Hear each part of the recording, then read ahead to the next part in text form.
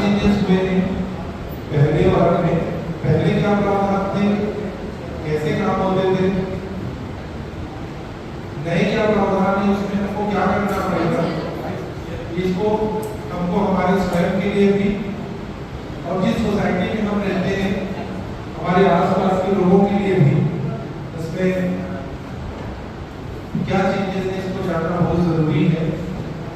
इसके लिए commissioner sir ने वर्कशॉप आयोजित की है और हमारे बीच के एडिशनल एसपी साहब हैं मुकेश ठाकुर साहब, तो मैं धन्यवाद दूंगा कमिश्नर सर का जिन्होंने एक आयोजन को किया है और उनकी मंशा ये थी कि शहर का हर वर्ग इस चेंजेस को समझे और उसका लाभ उठाए।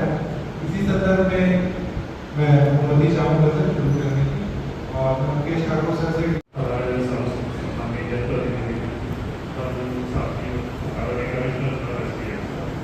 आप सबको ये विदित होगा कि नए कानून 1 जुलाई से लागू हो जाएंगे। आप जनभाषा में आपका परिचय पुराने CRPC से था, ITC से था और इंडियन एयरलाइंस से। 30 जून रात 12 बजे तक ये कानून लागू रहेंगे। 1 जुलाई 12 बजे से भारतीय नागरिक सुरक्षा अधिनियम CRPC को रिप्लेस कर देगा, भारतीय साक्ष्य अधिनियम इंडियन एविडेंस एक्ट को रिप्लेस कर देगा, भारतीय न्याय संहिता IPC को रिप्लेस कर देगा। पुरानी जरूरतों को और पुराने समय के हिसाब से इनकी प्रासंगिकता पहले भी थी, अभी भी है। वर्तमान के परिदृश्य को देखते हुए DNSS में, DNS में और साक्ष्य अधिनियम में जो भी बदलाव किए गए हैं एक-एक करके आपको बताना चाहूँगा। आप पब्लिक से हैं, सामान्य लोग हैं, आपका सबसे ज़्यादा वास्ता पुलिस से एक ही चीज़ के लिए पड़ता है, FIR से। इतनी जद्दोजहद आपको FIR कराने के करनी पड़ती है, मुझे नहीं लगता और किसी चीज़ में करानी पड़ती है। कभी आप एक थाने पे जाते हैं तो 2-3 दिन थाने क्षेत्र का ही पूरी तरह से दूर कर दिया गया है, जो आपकी धारा 173 है FIR देने की जो है। इसमें जो सबसे बड़ी सहूलियत आपको मिली है कि क्षेत्र की जो समय सीमा जो आपको निर्धारित की गई थी वो अब कट गई है। अब आप एक नागरिक होने के नाते एरिया आप ये नहीं बोल सकते कि लालबाग का केस है, आप ये नहीं बोल सकते बसंतपुर का है या कोतवाली का है। आप कोतवाली में भी जाएंगे तो उसको 0 में वो FIR देनी पड़ेगी। पहले उसके लिए आपकी एरिया की बाउंड्री खत्म हो गई है। ये आप किसी भी थाने में जाके बाउंड्री करा सकते हैं, वहाँ ID होगी और संबंधित थाने को भेज दी जाएगी। ये एक सुविधा आपको मिली है। दूसरी जो नई चीज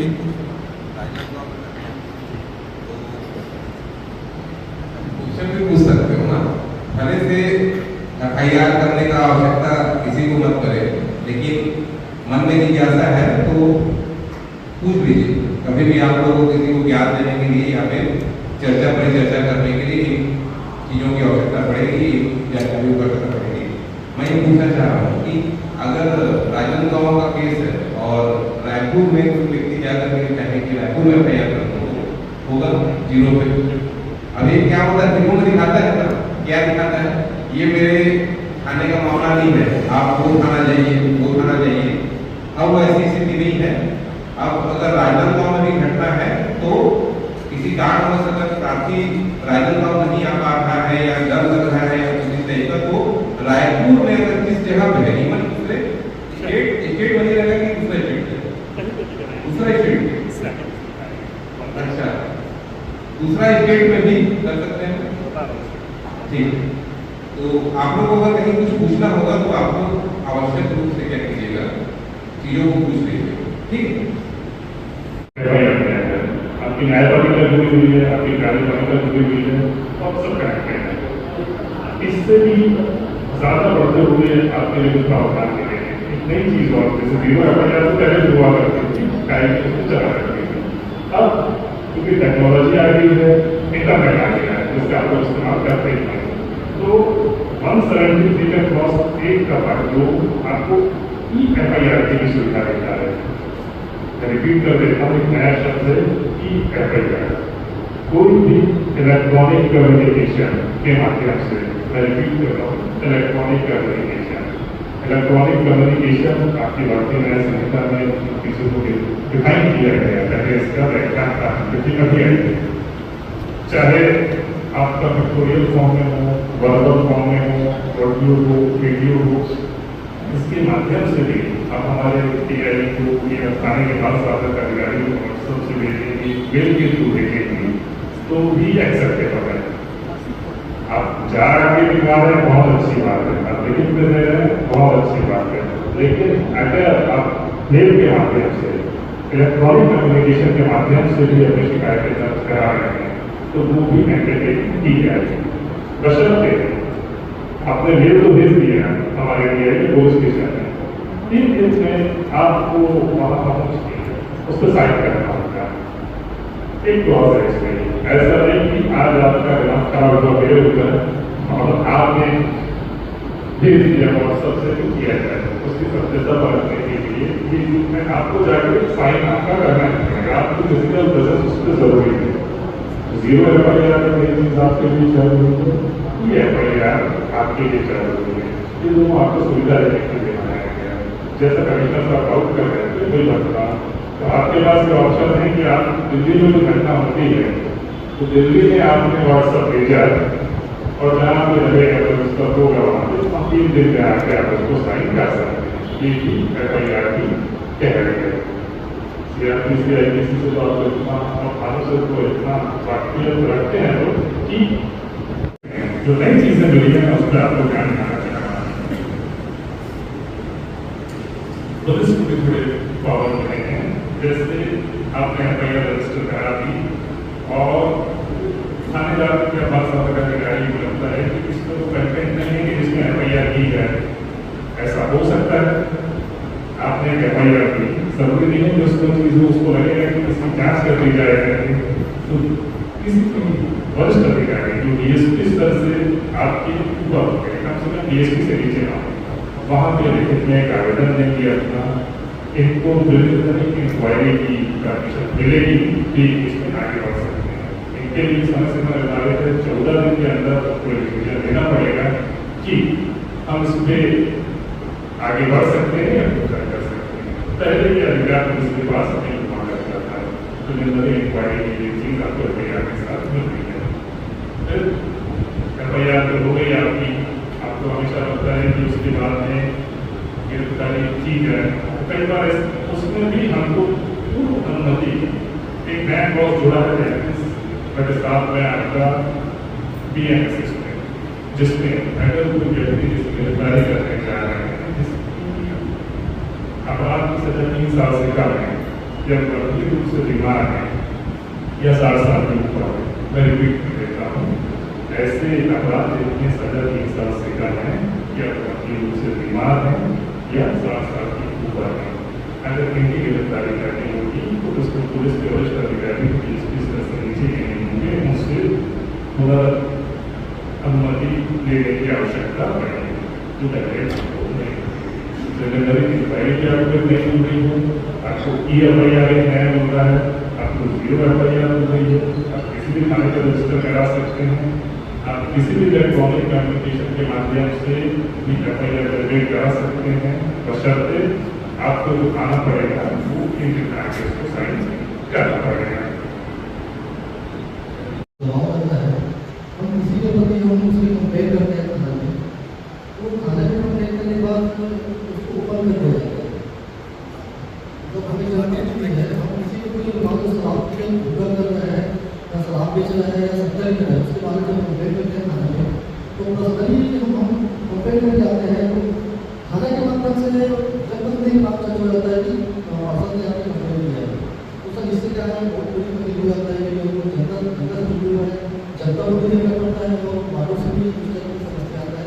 मेरे साथ ऐसा हुआ है, इसलिए आपको मैं ऐसा नहीं होना चाहिए, ऐसा क्या देखिए क्या अगर आपको लगता है कि थाने से आपको मदद नहीं हो पा रही है, उसके बीच उसके ऊपर आप SVP के ऑफिस से कमिश्नर SP साहब हैं, इस माध्यम से आ जाइए, अगर आप चाहें तो उनको मदद करने में क्या नहीं सर, मेरे को जब तक बहुत पड़ता है कि रहती होती है। तो हम लोग क्या करते हैं, हम लोग साथ में मतलब बैठ करते हैं कि भाई मुझे ऐसा पता लगा है ये तो इंटरप्ट करता है जिस तरह से आप जनता की क्वेश्चन आपको भी याद है कि कहाँ से आए हैं करके।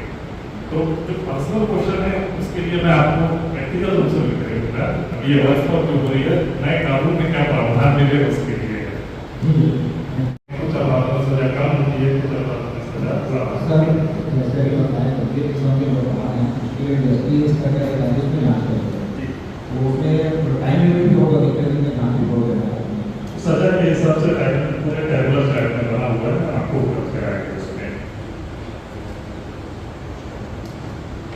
अधिकृत होगा या थाने का कोई एक नंबर जारी होगा कि इस नंबर पे ही आप व्हाट्सएप कर सकते हैं जो स्वीकार्य होगा। पहला तो ये है। दूसरा सबमिशन ये था कि हर थाने का ईमेल एड्रेस भी पब्लिक साइट पे पब्लिक डोमेन पे होना चाहिए, क्योंकि मेल एड्रेस आसानी से आदमी मेल कर सकता है कोई भी FIR है उसको। तो मेरा सर से अनुरोध भी रहेगा कि जिले के जितने थाने हैं उनका मेल एड्रेस हमारे जिले की साइट पे मिल जाए। Thank you sir. आपको ऑफिशियल मिलेगा तभी आपकी एक्सेसिबिलिटी इसमें बढ़ेगी।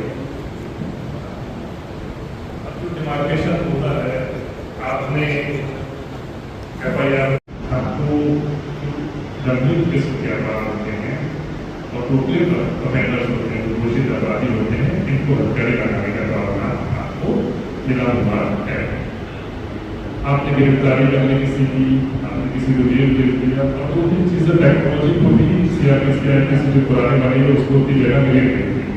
अब जो कॉमन आपको जानकारी रहती है कि मुझे किसी चीज़ की जब्ती करनी है या तलाशी लेनी है तो हम टोटली पेपर पे डिपेंड कर रहे थे। इस पर हमने दो लोगों से हमारे व्यक्तियों को बुलाया जो जब्ती की वो जब्ती कर दिया और अपने पेपर दे दिए। नए कानून में प्रावधान है कि जब्ती और तलाशी लेते समय ही इसकी वीडियोग्राफी की जाए। मैं फिर से रिपीट कर देता हूँ, जब्ती और तलाशी की वीडियोग्राफी की जाए। मैंडेटरी है यहाँ पे। पहले क्या होता था तो मूवी देखी होगा क्या करते थे किसी के घर छापा मारा और वहाँ पे शराब रखी जाती है और फंसा दी। तो ये टाइप से घटना अब नहीं हो इसलिए और जब्ती तलाशी को सुदृढ़ करते हुए क्या किया गया वीडियोग्राफी का वीडियोग्राफी में सब कुछ दिखेगा पुलिस वाला काम कर वो भी दिख जाएगा। तो आपको बातें रहेगी नहीं कि किसी ने कांड कर दिया। आपके पास वीडियो उपलब्ध है, वीडियो हमको लेना है उसको अपलोड भी करना है, लेना भी है अपलोड भी करना है। एक साथ सारे पोर्टल में जाएगा। जैसे आप छोटा सा इसका उदाहरण आप देख लेंगे जैसे आप FIR करते हैं तो उसी समय अपलोड होता है टाइम आ गया आपके पास चीजें आएंगे तो मार्जिन ऑफ एरर कम होगा और टेक्नोलॉजी की वजह से मैनिपुलेशन जो होता है वो भी कम होगा। तो जब भी ये वीडियोग्राफी हो रही है तलाशी में भी हो रही है। एक चीज में अगर जैसा होता है आपकी ये प्रॉपर्टी अपराध द्वारा उत्पन्न पैसे से खरीदी गई है या ली गई है तो भी उसकी पूर्ति के आदेश करने के लिए आपका प्रोसेस है। तो आप देखेंगे कि ऑडियो वीडियो की भी रेगुलेशन आती है, इलेक्ट्रॉनिक कम्युनिकेशन की भी आती है। आपके जिससे एक्सप्रेस हो रहे हो तो आप चलते हैं चाहे आप लेकिन बोलिए। तो कार्यशाला के संबंध में बताएंगे किस तरह की जानकारियाँ दी गई।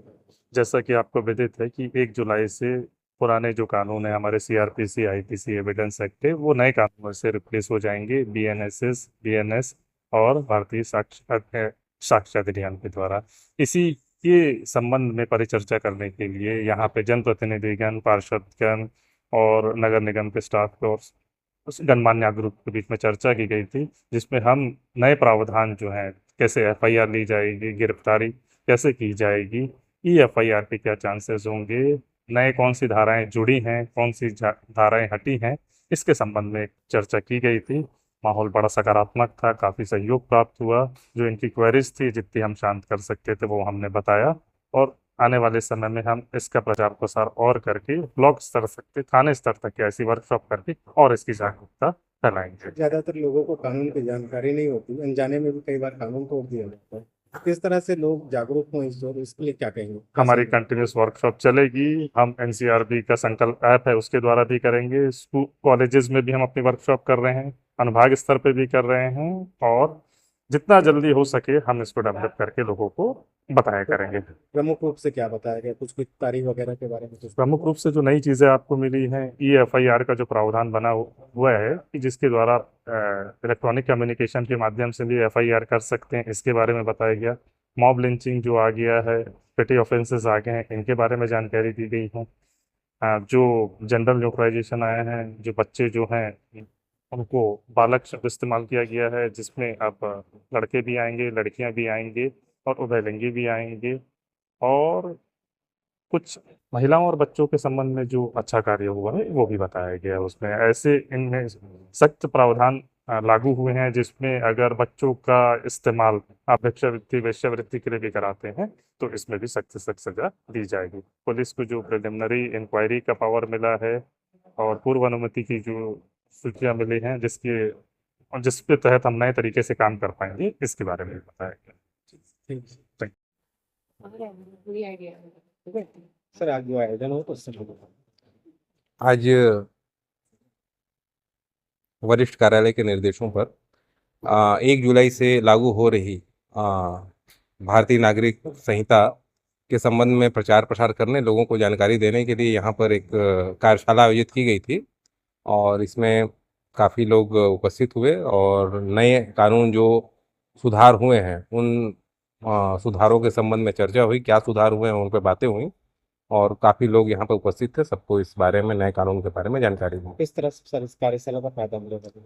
इस कार्यशाला में लोगों को एक्चुअली कानून की जानकारी बहुत ज़्यादा होती नहीं है। यहाँ पर पुलिस के वरिष्ठ अधिकारी आए थे और उनके द्वारा विभिन्न चीज़ों पर, जैसे FIR, समन कैसे किया जाएगा, गिरफ्तारी के समय उनके क्या अधिकार होते हैं, और तलाशी या जो अन्य प्रक्रिया होती है पुलिस की, उस दौरान किस प्रकार के नियमों का पालन किया जाता है, और नए कानून में किस तरीके से नियमों का पालन किया जाएगा, उन सभी पर प्रकाश डाला गया है। तो लोगों को काफ़ी कानून के बारे में अभी जानकारी इस कार्यशाला से हुई। कार्यशाला आयोजित किया, किस तरह से कारगर होगी? यहाँ जो 1 जुलाई से नए कानून लागू होने वाले पूरे भारत देश में, उसके संबंध में यहाँ कार्यशाला आयोजित था। अभी आम जनता के साथ साथ हमारे नगर निगम के कर्मचारी, अधिकारी और पार्षदगण भी उपस्थित थे। सबको बताया गया जो मैं समझा हूँ नए कानून में, वो मैं बतलाना चाहूँगा कि आपको उसमें व्हाट्सएप के माध्यम से FIR दर्ज कराने की जो है सुविधा दी गई है। मॉब लिंचिंग जैसे जो एक साथ झुंड में लोग अपराध कर रहे थे, उसको लेकर के जो है कानून में प्रावधान किए गए हैं। ऐसे बहुत सारे कानूनों को जो है लचीला बनाया गया है और आम जनता से जोड़ने का प्रयास किया गया है। पुराने कानून जो थे हमारे, वो अंग्रेजों के ज़माने से लगातार चले आ रहे थे। बहुत लोगों को उसमें समझ नहीं आता था कि भारतीय जो परिदृश्य है उसके हिसाब से है कि नहीं है, क्योंकि अंग्रेजों का बनाया हुआ कानून था और अंग्रेज भारत में शासन करने के लिए उसका उपयोग करते थे। अब भारत में तो भारतीयों का शासन है, लोकतंत्र है, तो नया कानून जो मैं समझा उसके हिसाब से लोकतांत्रिक पद्धति को ध्यान में रखते हुए लचीला किया गया है। आम जनता को ज़्यादा से ज़्यादा कानून का लाभ मिल सके और कानून के द्वारा उनके साथ न्याय किया जा सके, इस ओर ध्यान दिया गया है।